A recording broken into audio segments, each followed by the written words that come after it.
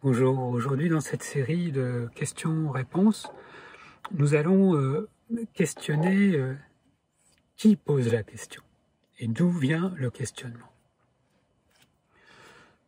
On s'intéresse souvent beaucoup plus à la question en elle-même, mais sans poser d'où vient cette question et qu'est-ce qui génère le fait qu'elle soit posée. Habituellement, on conçoit qu'en fait c'est quelqu'un qui pose la question, ce quelqu'un étant une identité liée à un corps, mental, émotion, et un ensemble de conditionnements divers, sans le remettre forcément en question. Et on met plutôt en avant la sincérité de la recherche, la sincérité du questionnement et l'espérance d'avoir des réponses éclairées et éclairantes à ce questionnement. Aujourd'hui, on sait, même si ça l'a déjà été rappelé dans les enseignements traditionnels, mais on sait aujourd'hui par l'approche plus scientifique et de physique quantique que l'observateur influence grandement l'expérience, ce qui se produit, et que en fait c'est un tout, et qu'on ne peut pas séparer l'observateur de l'expérience elle-même et de l'objet d'observation. Il en est de même, en fait, donc, de ce fait-là, du questionnement. On ne peut pas séparer le questionnement, la réponse, de ce qui questionne. Et si ce qui questionne se considère, est appréhendé comme quelque chose, quelqu'un de limité, avec des perceptions limitées, avec un sentiment de séparation d'avec ce qu'il questionne, la réponse sera automatiquement conditionnée par ce fait. Et ce qui implique que le questionnement n'est pas si productif, on pourrait dire, et qu'il a tendance à creuser des sillons, creuser, je dirais, des ornières de fonctionnement, de questionnement, qui ne portent pas les fruits espérés et qui n'ouvrent pas, en tout cas, à cette ouverture souhaitée. Mais si l'on considère cet aspect de qui pose la question et depuis où elle est posée, on comprendra que ce questionnement à partir d'un point de vue limité ne peut que générer une réponse limitée, puisque devant être accessible depuis ce point de vue limité.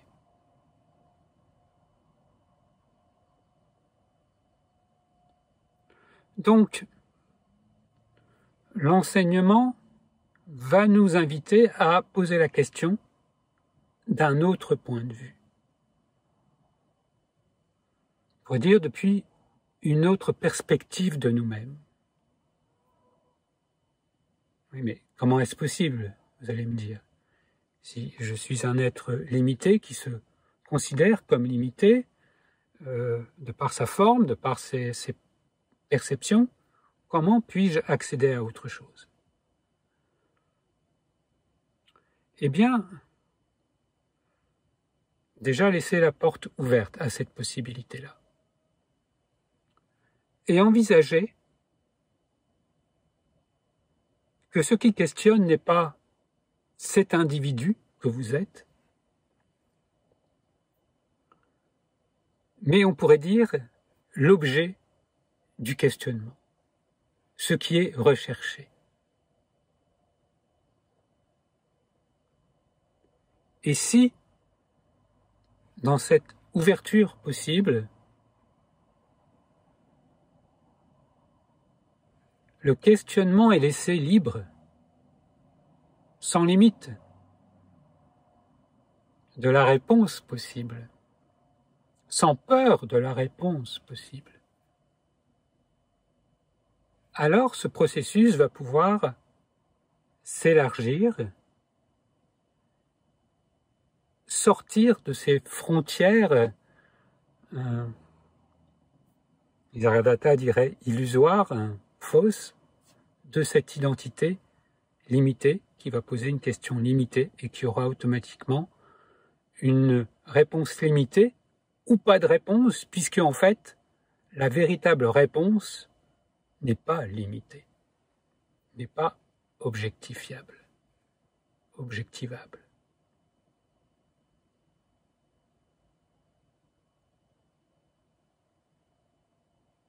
J'ai utilisé tout à l'heure le mot peur. C'est important de se questionner, effectivement. Quelle confiance je fais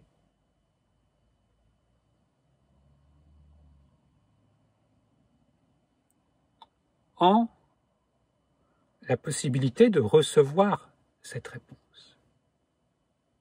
Quelle confiance je fais dans... Si je considère que la réponse vient de justement ce qui est recherché, quelle confiance est posée dans ce plus grand que moi, dans ce non connu. Ça, c'est une question qui peut être posée à un niveau individuel. Parce que c'est important d'avoir un regard lucide sur à la fois le désir d'une réponse, mais aussi la peur de la réponse.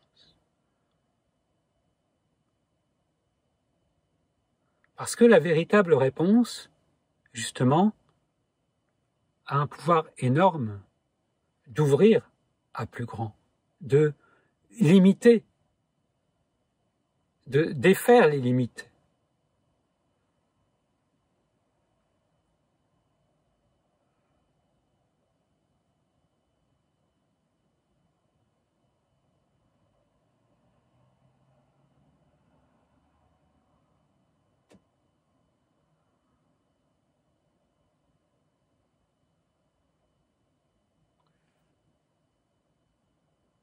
Donc, tout le sens de ces enseignements, c'est de nous faire poser la question, et je dirais même plus d'être, une fois que la réponse est posée, de ne plus chercher une réponse, mais de devenir ce questionnement, de rendre ce questionnement vraiment vivant, c'est-à-dire d'être ce questionnement. Nous sommes à la fois ceux qui posent la question et nous sommes à la fois la réponse à ce questionnement. Cela nous oblige automatiquement à changer de point de vue, sortir de cette vision étriquée, duelle, pour s'ouvrir à vraiment une non-dualité. Oui, je peux me questionner et je peux être en même temps la réponse. Mais pas une réponse figée, limitée, qui va servir de rassurement à quelqu'un. Non, une réponse justement vivante, ça veut dire mouvante, changeante, s'actualisant en permanence, à chaque fois nourrie, à chaque fois amplifiée de son propre questionnement et de sa propre réponse. Cela va générer une clarté de plus en plus grande, une intuition de plus en plus grande, une connexion de plus en plus grande avec ce que nous sommes avant d'être quoi que ce soit. Et c'est ce qui va permettre, peu à peu, non plus de s'appuyer sur un savoir extérieur, un enseignement extérieur, un gourou, un enseignant extérieur, mais de contacter cette source de connaissances que nous sommes véritablement. Ça veut dire pouvoir se poser en soi-même, faire confiance en soi-même, non plus se soi-même limité, coupé, séparé de lui-même, mais ce soi-même jaillissant en soi-même.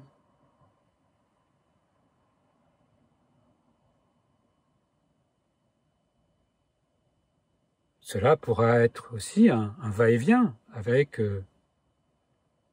voilà, une intuition intérieure, cette réponse intérieure, vivante, unique aussi, parce que ce processus impersonnel se manifeste d'une manière unique aussi à travers chaque être. Et ça, c'est ça qui en fait aussi toute la beauté et l'originalité et le précieux, on pourrait dire.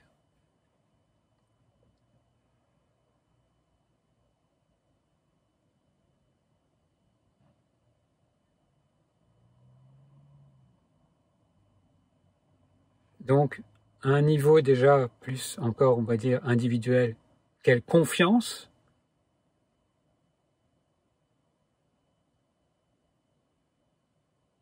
en ce questionnement, quelle confiance dans ces réponses possibles,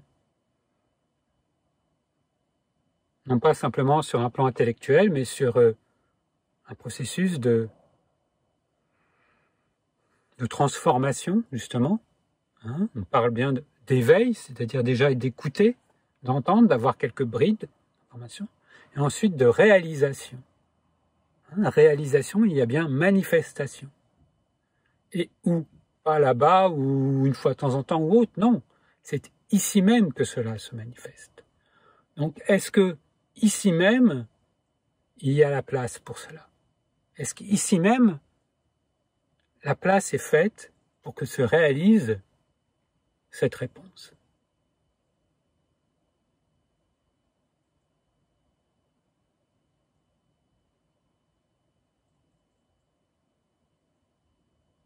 Une réponse qu'on peut se poser avec voilà, la tête, si on peut dire, la conscience, mais aussi avec on pourrait dire, je dirais, avec le ventre, avec cette présence, voilà, hein, ce sat.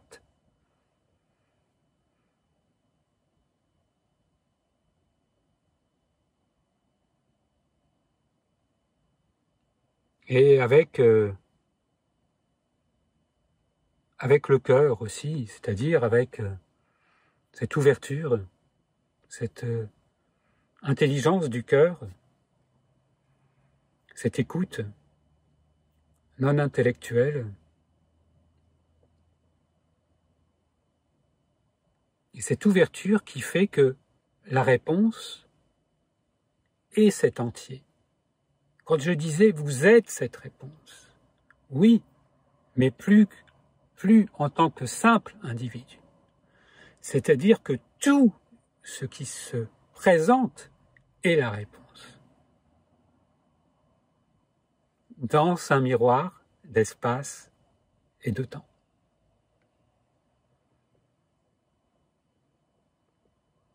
De ce qui est intemporel, c'est-à-dire non spatial et non temporel, non lié au temps.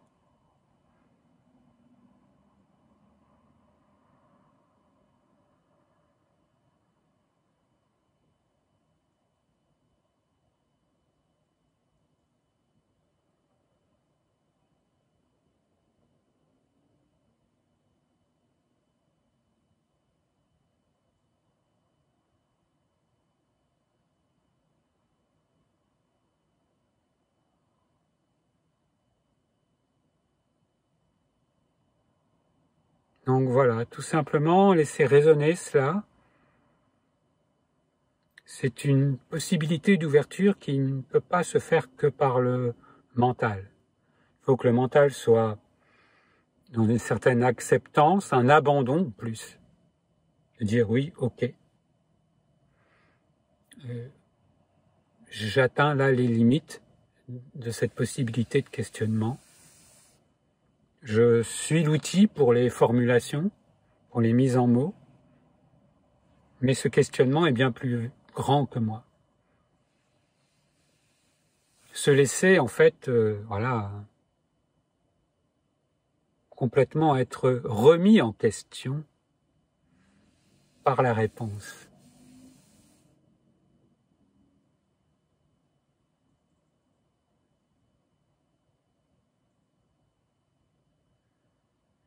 Et cette réponse n'est pas autre que nous.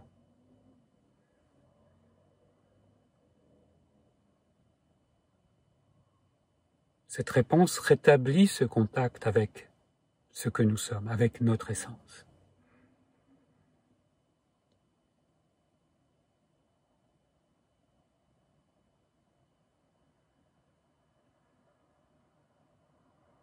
Donc n'ayons pas peur de ce questionnement, n'ayons pas peur de nous-mêmes.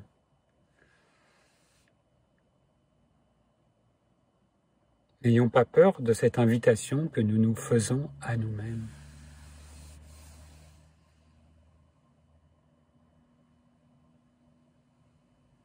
Ce qui questionne est ce plus grand que nous, mais finalement notre véritable nature. Voilà, donc tant que nécessaire, en s'appuyant sur les enseignements de telle ou telle voie, de tel ou tel maître dans cette voie, et comme tout véritable enseignement, va nous mener à peu nous appuyer sur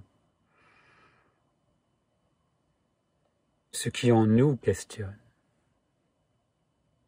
à réaliser que nous sommes ce sur quoi nous pouvons nous appuyer, que le véritable appui est ce questionnement en nous, ce qui questionne et ce qui offre cette réponse vivante que nous sommes.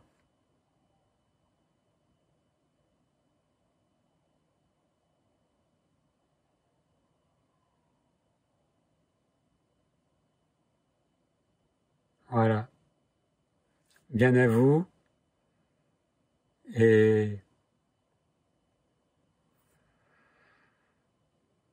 vous êtes cette réponse. Vous êtes cette réponse. Vraiment. Chacun d'entre nous est cette réponse unique à ce questionnement. Et c'est l'unique qui se questionne aussi. D'une multitude, d'une infinitude de manières. Bien à vous, en unité.